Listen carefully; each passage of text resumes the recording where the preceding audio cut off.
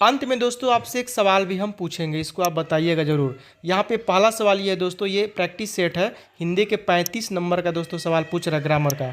युद्ध भूमि में कौन सा समास है? तो एक चीज़ नोट कीजिए दोस्तों, युद्ध भूमि में एक शब्द छुपा हुआ है, युद्ध का भूमि या युद्ध के लिए भूमि। इसमें या तो आप के लिए लगा सकते हैं बीच में, या का लगा सकते हैं। तो का, के लिए, से, ये सब जो भी है दोस्तों ये कारक कहलाता है। कारक 8 प्रकार का होता है, कर्ता ने कर्म को करण से, संप्रदान के लिए, अपादान से। तो ने, को, से, के लिए, ये सब जहाँ भी छुपा रहता है ना, वो तत्पुरुष में ही छुपा रहता है। ठीक है, ये तत्पुरुष में, जैसे कि राजपुत्र, यहाँ पे लिखा है राजपुत्र, तो राजा का पुत्र, इसका मतलब क्या हुआ? राजा का पुत्र। यहाँ पे का छुपा है, तो का, ने, को, से, मतलब कारक छुपा हुआ है तो तत्पुरुष समास है कहीं भी। इसमें भी करण तत्पुरुष, अधिकरण तत्पुरुष, संप्रदान तत्पुरुष होता है। अब बहुब्रीहि किसको कहा जाता है? जिसमें दोनों पदों की प्रधानता न होकर के किसी तीसरे पद की प्रधानता होती है, वो बहुब्रीहि, मतलब बिल्कुल अलग। जैसे कि दशानन, दशानन अर्थात रावण, तो ये एक अलग ही प्रधानता कर रहा है 10 आननों वाला, तो यानी कि रावण, तो ये बहुब्रीहि हो गया। लंबोदर यानी कि लंबे उदर वाला, यानी कि गणेश, तो एक अलग ही अर्थ निकाल रहा है, तो बहुब्रीहि। द्वंद्व में क्या होता है? दिन रात, तो दिन रात लिखेंगे तो बीच में माइनस देंगे ना चिन्ह, तो सुख दुख, सुख और दुख तो माइनस देंगे ना बीच में, तो ये क्या होगा? द्वंद्व हो गया। कर्मधारय क्या होता है कि एक पहला पद दूसरे पद की विशेषता बताता है। जैसे गोल घर हो गया, तो गोल है जो घर, मतलब घर की विशेषता बता रहा है, तो इसमें क्या हो जाएगा? तत्पुरुष समास हो जाएगा, क्योंकि इसमें कारक छुपा हुआ है। युद्ध के लिए भूमि, के लिए छुपा है, इसीलिए ये आपको तत्पुरुष समास हो जाएगा। कुटिल शब्द का विलोम क्या होगा? कुटिल, सज्जन का क्या होगा? दुर्जन होगा, सीधा का उल्टा होगा, भला का बुरा होगा, कुटिल का सरल हो जाएगा। अगला देखिए, अब यहाँ पे कि चंद्रोदय में कौन सा संधि है दोस्तों? तो चंद्रोदय में चंद्र प्लस उदय होता है। ठीक है, चंद्र प्लस उदय, तो अ उ मिल के ओ बनता है, अ ई मिल के ए बनता है। ये सब गुण किसके हैं?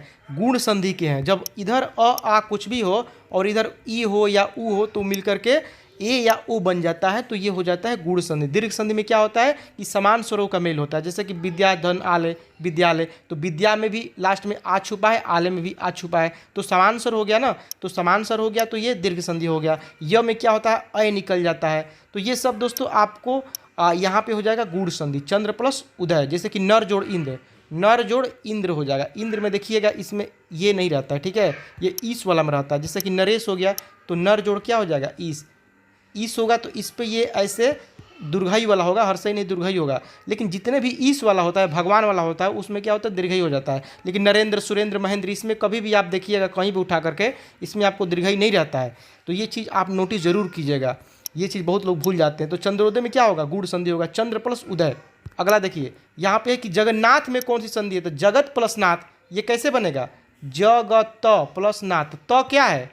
तो ये जो तो लास्ट में देख रहे हैं, प्रथम पद का अंतिम जो वर्ण है, वो तो जो है वो व्यंजन है, तो व्यंजन का मेल हुआ है, तो व्यंजन का मेल हुआ है दोस्तों, तो ये व्यंजन संधि हो जाएगा। इसमें स्तुत्व स्तुत्व करके ऐसे ऐसे रहता है, जैसे कि स्वर संधि में दीर्घ, गुण, वृद्धि, यड़, आयादी होते हैं, उसी तरह से व्यंजन में भी बहुत सारे होते हैं।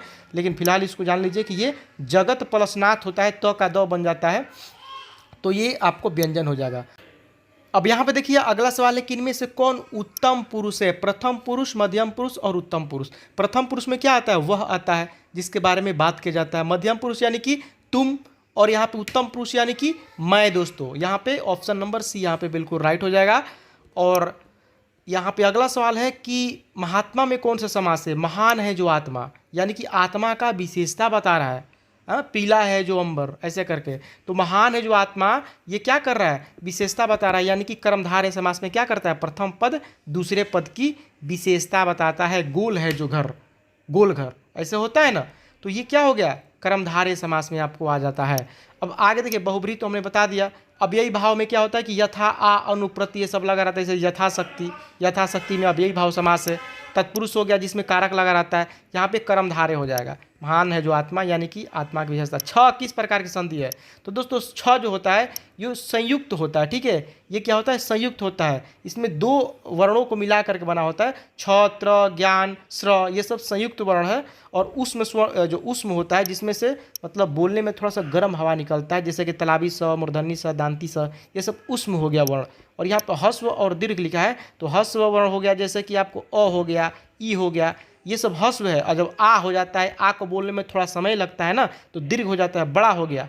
ओ कहीं देखिए बड़ा भाई आ है, ये अ हो गया ह्रस्व यानी कि छोटा, और आ गया इसका बड़ा भाई, तो ये बड़ा हो गया ना, तो ये दीर्घ हो गया, तो ये दीर्घ ये होता है और ये ह्रस्व होता है। ह्रस्व में क्या होता है, अ होता है, हर्षई होता है, हर्षऊ होता है, ऐसे करके आपको ह्रस्व होता है, और दीर्घ में बड़ा वाला होता है, आ होता है, दीर्घई होता है, दुर्घऊ होता है।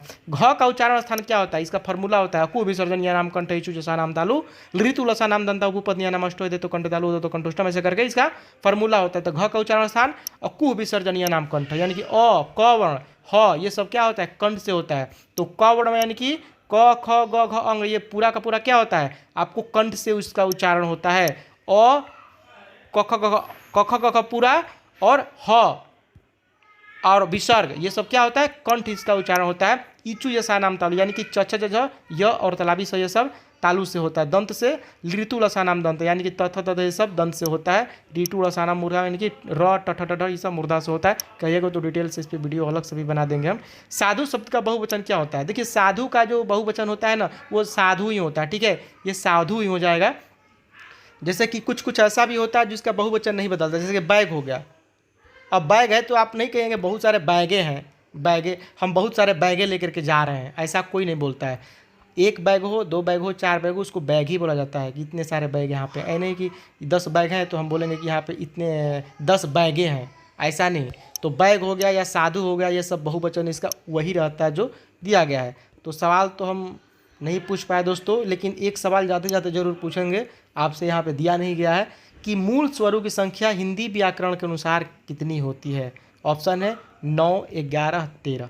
तो आप चाहे तो बता सकते हैं हिंदी में मूल स्वरों की संख्या कितनी होती है। देखिए संस्कृत के अनुसार कुछ अलग होता है, लेकिन हिंदी में कुछ अलग भी होता है। तो आप चाहे तो बता सकते हैं इसका जवाब, नहीं बताइएगा अगले वीडियो में हम बता देंगे। तो चलिए अगले बस इतना ही, मिलते हैं आपसे नोट के साथ, तब तक